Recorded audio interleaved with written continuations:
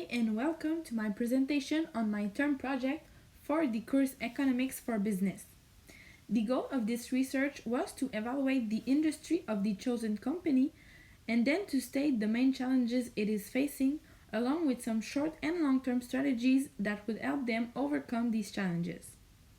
The company that I decided to evaluate is Lululemon Athletica Inc., which is a luxurious Canadian activewear brand which operates in more than 12 countries. Today, I will discuss with you the overall situation of the clothing industry here in Canada, the main challenges this company faces, as well as the strategies it could use to overcome these challenges. First, let me introduce the company and its industry to you. So, as I said, it is an activewear brand which sells yoga clothes as well as general sports clothing. This company is in a monopolistic competition since they compete against many competitors who all sell distinct products at different prices. This Canadian company is very successful and it is fastly growing. Furthermore, the clothing industry is very impressive here in Canada, being one of the world's largest apparel markets, as Michaela Dubreuil and Dr. Sheng Lu mentioned on their article Canada's Clothing Market, Top Selling and Sourcing Trend. In addition, this industry earns approximately 2.14% of the overall Canadian GDP. Moreover, we export more than 6% of the clothing of our companies here in Canada. On that note, you can see the overall apparel market revenues and exports on the chart number 1 on this slide. The biggest challenge that Lululemon is facing right now is that they do not have any recycled or eco-friendly line of clothing, which becomes more and more popular amongst the biggest brands. As eco-friendly products gain interest from the customers, it is important for companies to adapt to this change to ensure that they keep their most loyal customers, but also in order to attract new ones, especially the younger ones who care a lot about the planet and about the pollution. The second big challenge that it faces is that there are a lot of new companies who sell activewear.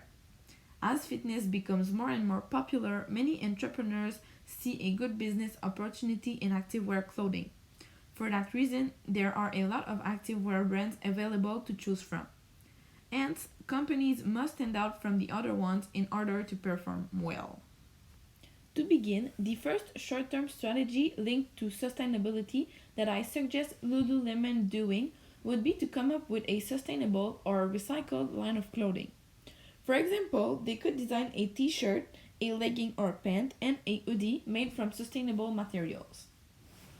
The Business Research's article named Sustainable Fashion Market Analysis shows the market progress in attempts to decrease pollution in the global ethical fashion states that in 2019, internet searches for sustainable fashion increased by more than 3 times compared to 2016, and this trend is expected to continue in the forecast period.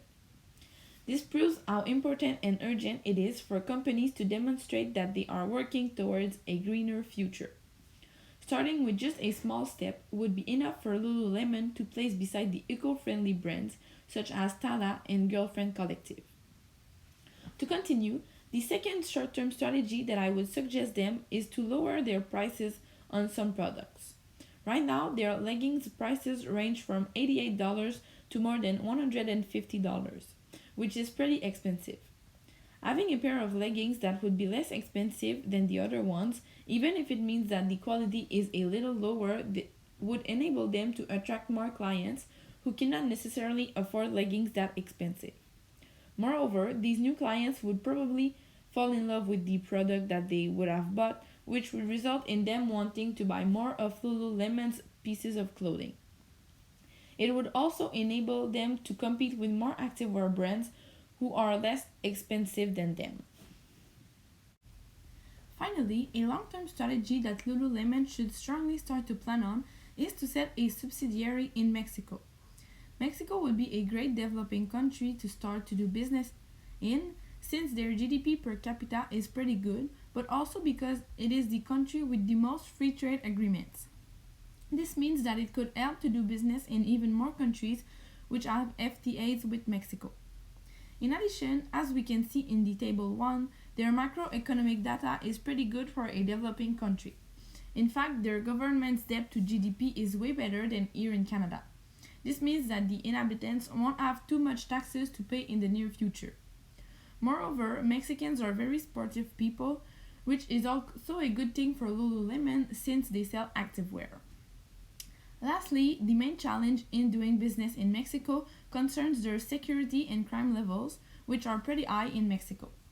This can be a concern for a company who wants their employees to stay safe and healthy.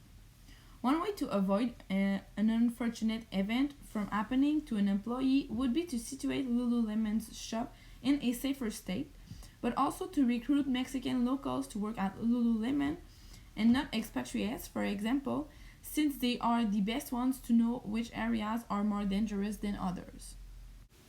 To conclude, Lululemon is one of the biggest Canadian activewear brands, so their current methods and strategies are working very well.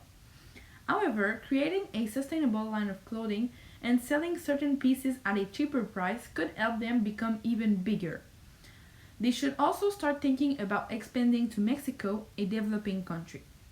Finally, the hardest part of this research was to find the right statistics and numbers to support my ideas. However, I did find a lot of precise information and I am proud of the final result.